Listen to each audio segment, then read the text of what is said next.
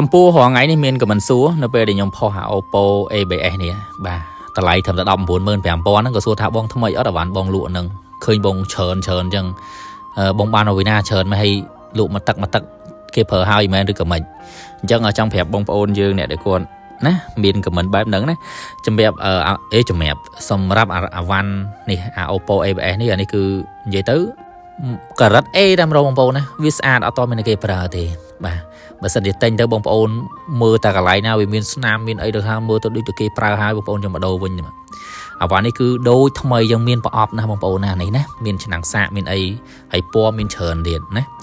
RAM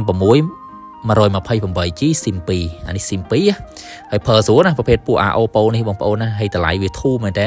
សំខាន់វាថ្មីបងប្អូនណាហើយខ្ញុំយកមកលក់ច្រើនchứគឺខ្ញុំបដោតទៅលើការបោះដុំបាទអ្នកដែលគាត់ត្រូវការបោះដុំយកបន្តយកពីខ្ញុំយកទៅលក់ទៅខ្ញុំគិតតម្លៃពិសេសជូនហើយមិនបាច់យកច្រើនទេ